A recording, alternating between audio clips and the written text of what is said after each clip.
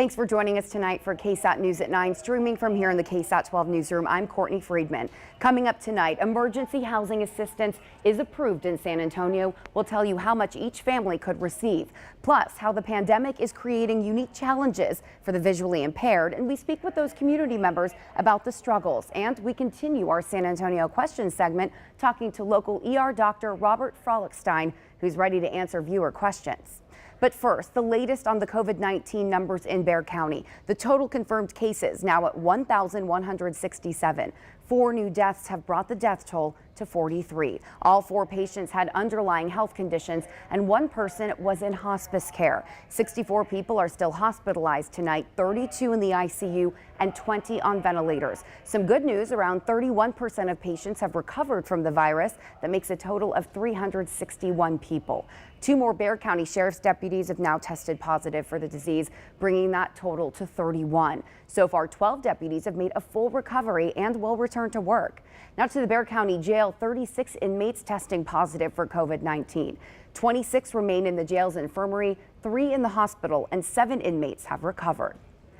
Up to 19,000 San Antonio residents could receive financial assistance after the City Council approved a $25 million COVID-19 emergency housing assistance program. The goal of the program is to offer help to qualified residents experiencing financial hardship.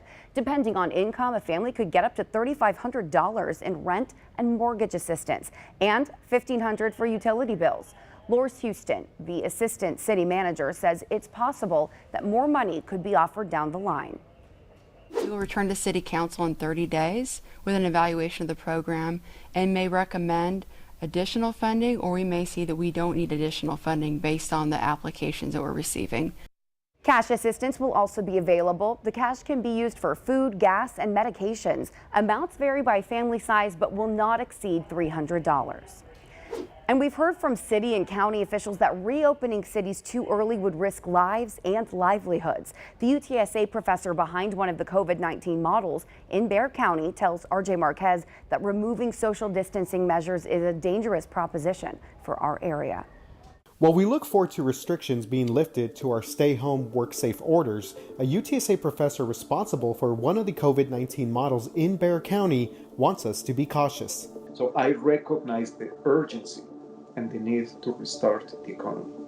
We have to do it to take care of our people. However, we have to do it in a way that will not create a problem for everybody in a few months or a few weeks if this pathogen continues to be progressing at the speed with which it has been progressing. Dr. Juan Gutierrez said removing social distancing measures could result in what we're seeing today in other countries that have been hit by a second wave of COVID-19. Japan today offers a start warning of what could happen if we're not careful. They created a lockdown that lasted a few weeks. Today, after restarting, their health system is being crushed. The number of cases in Singapore is skyrocketing. They went from 1,000 to 6,000 last week. Gutierrez's latest models show that if social distancing is eliminated in Bexar County, we could reach 920,000 total cases, and it could overwhelm our health system. The models change every day and look at a variety of scenarios. For example, a 50% increase in mobility would grow the number of overall cases to 7,800. The mobility number means the halfway point between now and life as it was just 2 months ago. Here is the risk. The pathogen continues its relentless march toward infecting everybody.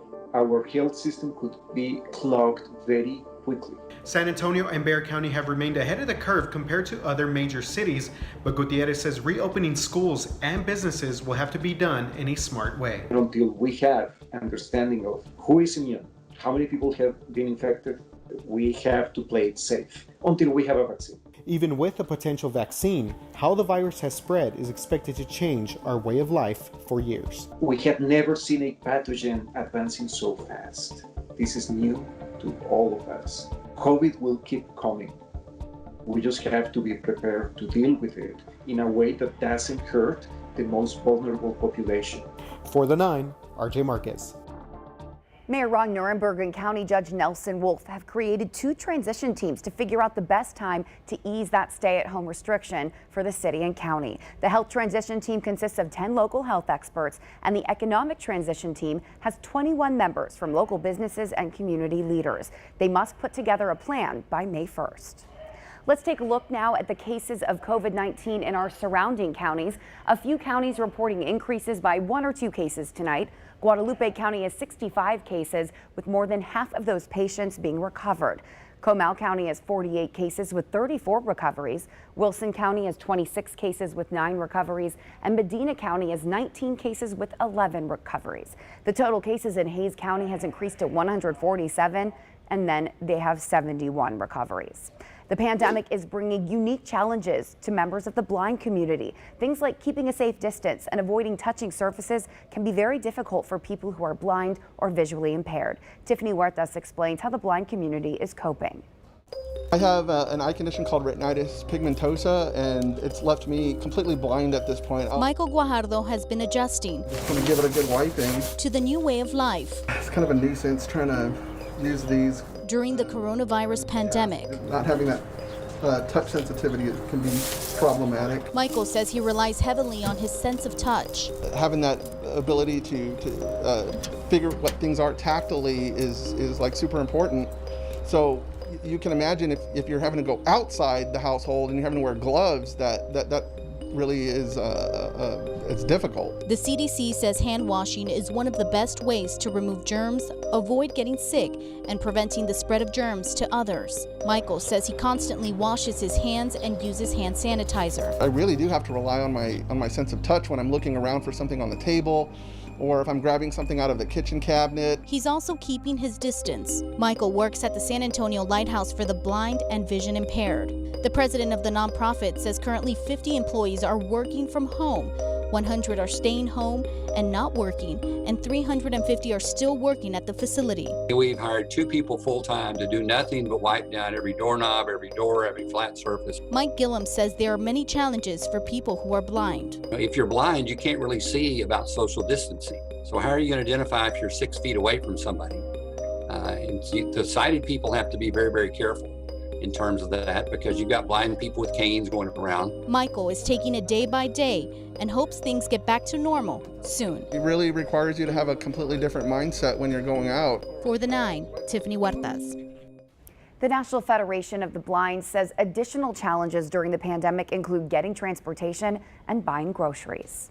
Well, migrants trying to get into the U.S. legally will not be allowed to do so for the next 60 days or even longer if President Trump extends his executive order. The stop will impact those outside the country seeking green cards, diversity lottery visas, employment-based immigration, and family-based visas. But it does not impact visas for those in the medical field, student visas, or guest workers like farmers. The president says his order seeks to protect American jobs.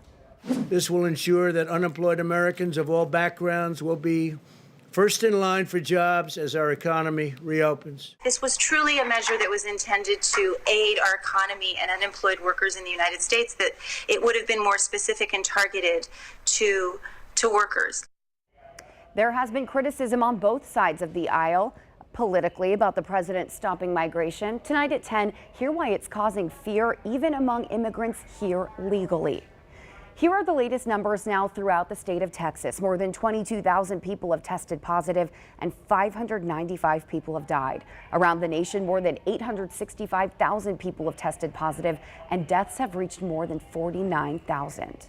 San Antonio heroes, though, springing into action. The 433rd Airlift Wing has deployed more reserve citizen airmen to the New York City area to assist with the COVID-19 pandemic response. The airmen were among a group of about 150 doctors, nurses, and respiratory technicians deploying to assist medical providers in the New York, New Jersey region, widely viewed as the epicenter of America's COVID-19 outbreak. Colonel Terry McClain said, quote, "The opportunity to help alleviate suffering and save lives is extremely important to us," end quote. We thank them for their service. Now let's turn to the 9 at 9. A state unknowingly may have had the first COVID-19 related deaths in the nation. A deadly tornado rips through parts of Texas, and a woman uses her stimulus check to give back to her community. Here's tonight's 9 at 9. Santa Clara health officials now say COVID-19 deaths started in early February. This as health officials believe they discovered the first 2 deaths in the country.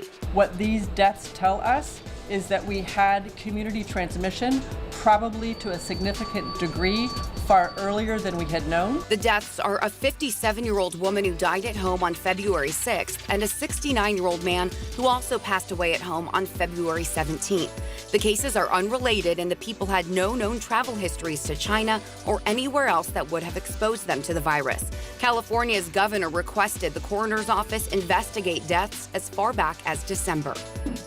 A Florida school district is accusing parents of going back for seconds and then selling the free school-provided meals. These screenshots show the food handouts being sold on social media. We had some individuals that made undesired behaviors last week, but we stand ready with new organizational controls. Hats off to the operations and IT department for helping us with this process. Now parents must provide their child's name and student ID number to receive food.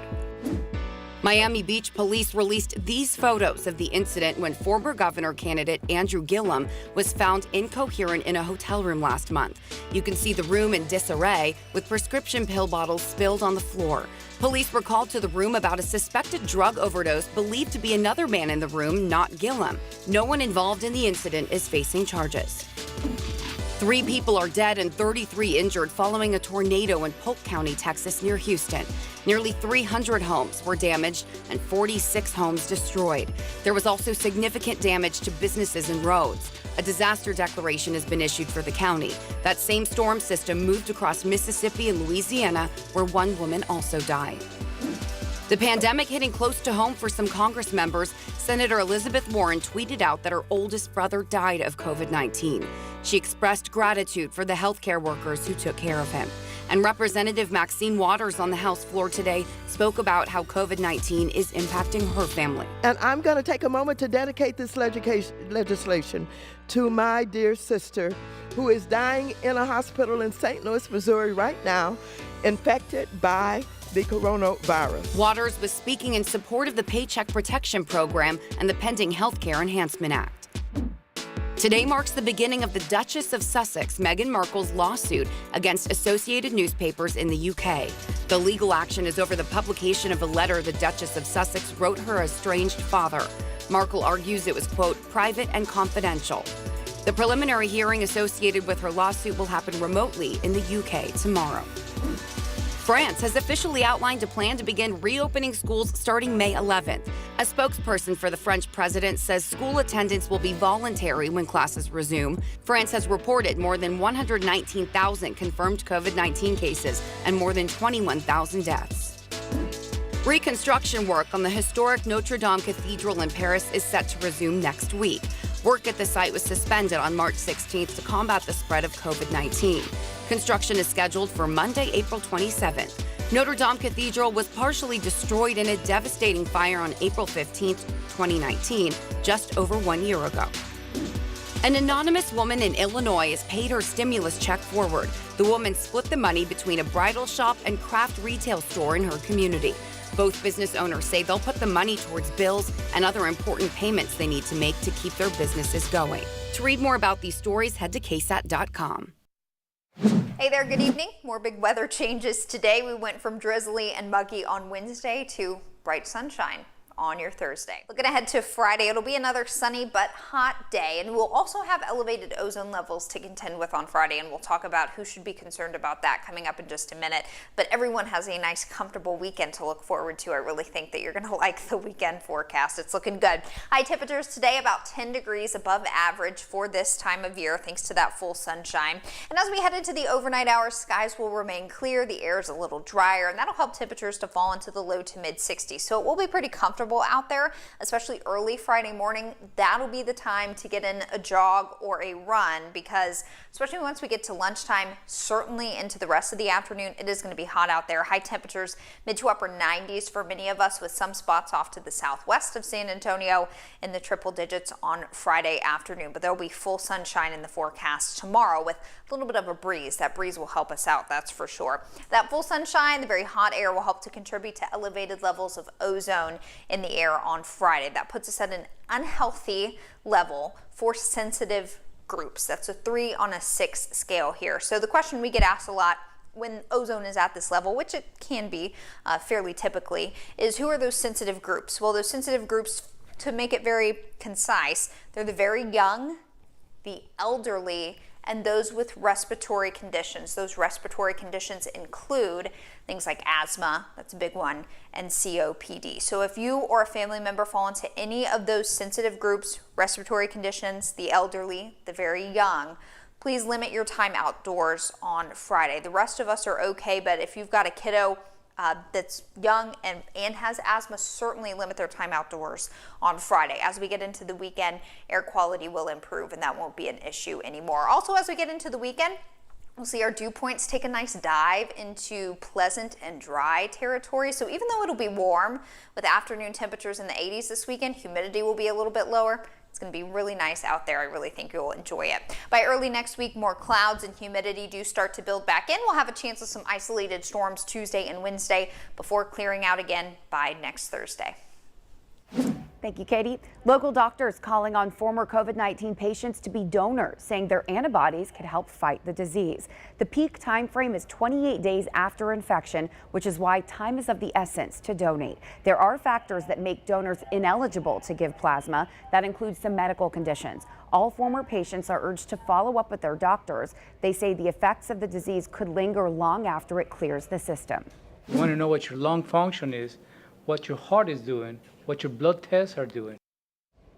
Doctors want your questions about COVID-19 and the treatment during and after infection. We have the link on our website where you can reach out. Stay with us. Steve Spriester is talking to a local ER doctor right after the break. We'll be back in 1 minute.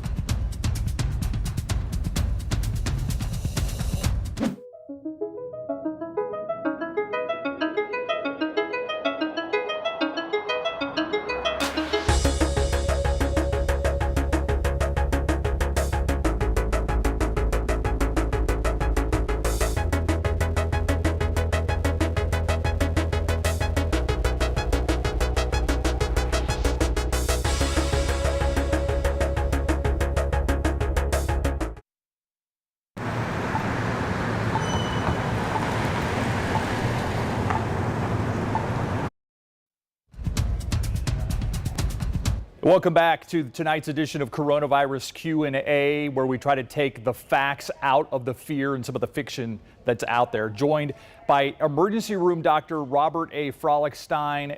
Thank you for joining us as you do every Thursday, doctor. And I always like to start with what you're seeing in the emergency room right now when it comes to COVID. Thanks, Steve. We're seeing we are still seeing a few cases of COVID that are getting admitted. It's pretty steady over the last several weeks. Kind of the good news is that we're starting to see quite a few people recovering. Amazing work being done by especially our ICU teams, and people are recovering and getting to go home. So the overall number of patients in the hospital with COVID right now is I think it's less than it was this time last week.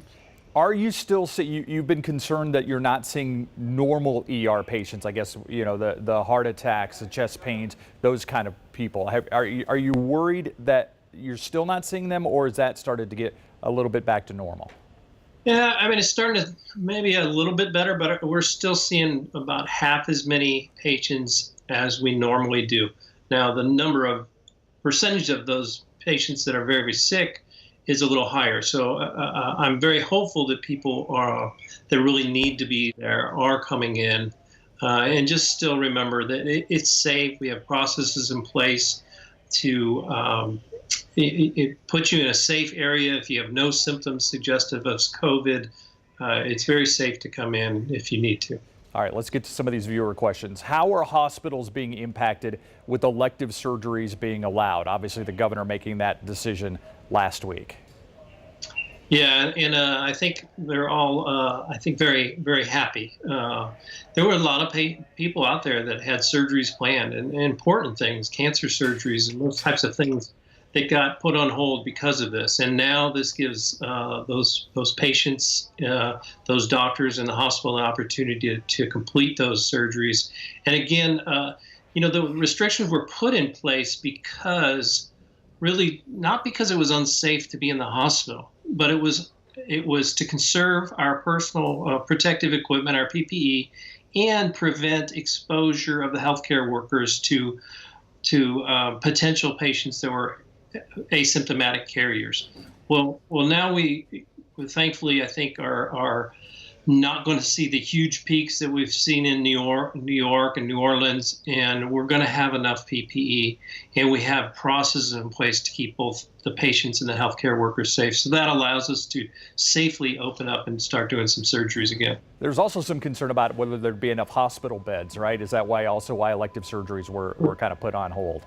That's correct. That was another part of that order. And even to do these surgeries now, I think you have to look at how many beds are available and make sure that there's still going to be an adequate number of beds for any COVID patient that would need one.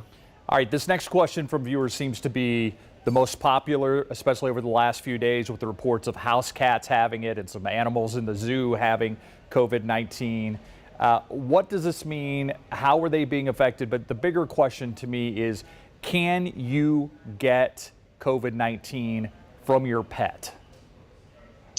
So first of all, you're assuming then the pet has the illness. So there's no way that you're going to get it from a pet that doesn't have the illness. So I think the first step would be to keep the pet safe. But I guess in theory, yes, I think in theory you could transmit the virus from a pet to a human. I just think the odds of that are so overwhelmingly low that it's not really something that we ought to be worrying about right now. Are you surprised that you're seeing as many pets as you are get COVID-19?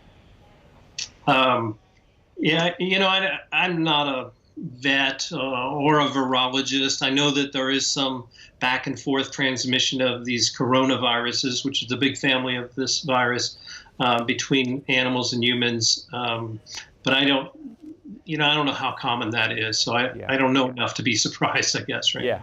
All right, next question. Yesterday, Metro Health officials spoke about how there are only 4 FDA-approved antibody tests, but there are actually 90 on the market. Only 4 of them are approved.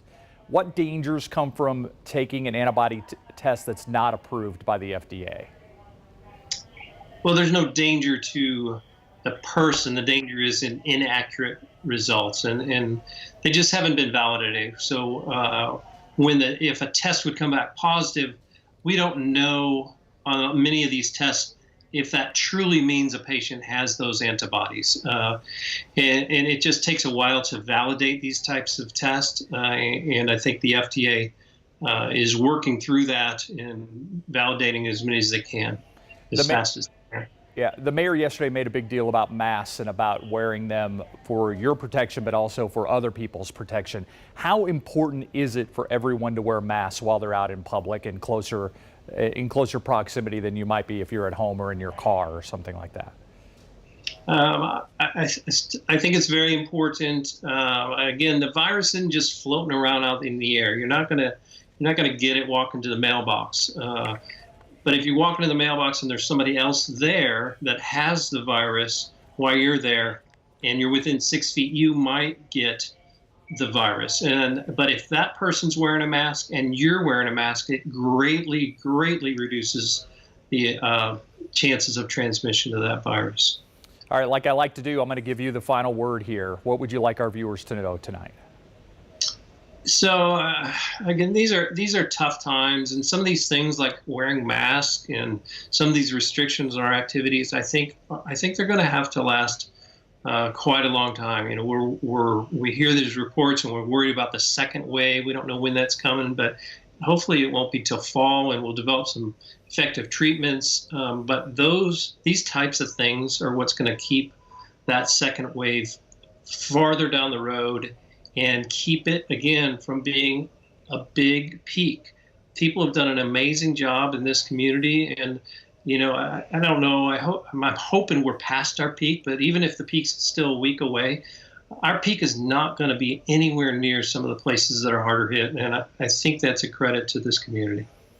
Thank you, Doctor. I appreciate you taking the question on pets, too, even though you're not a vet. I'm going to try and come up with a botany question next week, maybe about plants or something for you, and put you on the spot there. I'm just kidding. Doctor, thank you for your time. I appreciate it every Thursday. We'll be right back. Take care.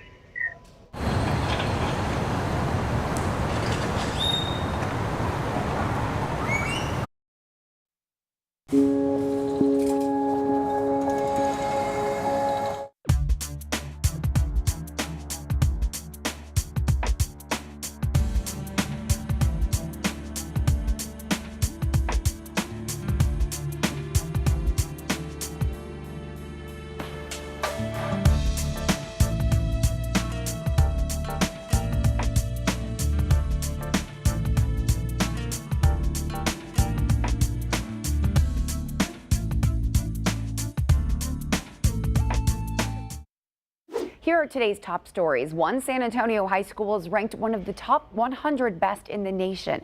5 San Antonio high schools made the top 100 in Texas. This data released by a U.S. News report. Basis San Antonio Chavano campus was named the best school in San Antonio, 9th in Texas, and 91st in the nation. The list includes more than 24,000 public high schools. The schools were ranked on 6 factors based on their performance on state assessments and how well they prepare students for college. We have the list of local school rankings on our website. The Toyota plant in San Antonio is set to resume operations in early May. Vehicle production was temporarily suspended at the plant since late March. In a statement, the company says the reopening will be in compliance with the federal health and safety guidelines. During the suspension, the San Antonio plant made 75,000 face shields for first responders in Bexar County and throughout the state of Texas. And now to new numbers about our nation's economy. The number of Americans who have filed for jobless claims is at more than 4.4 million just since last week. 26 million have filed in the 5 weeks since the pandemic shut down the economy.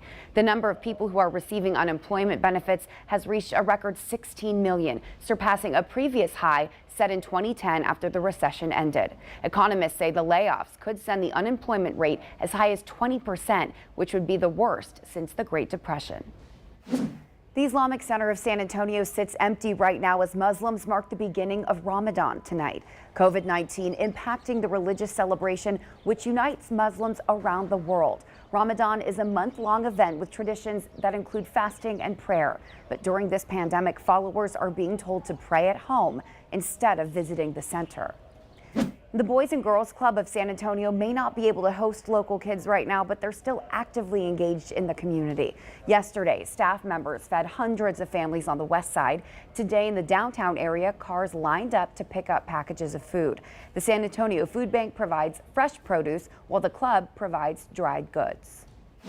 As we all know, the food bank is under tremendous pressure right now to feed a lot of families, and this relieves a little bit of that pressure by us stepping up to partner with them and help them get much needed food to families who are food insecure. And you don't need to be a club member to receive emergency food. On Wednesday, the Boys and Girls Club of San Antonio is scheduled to distribute food at their clubhouse next to MLK Park.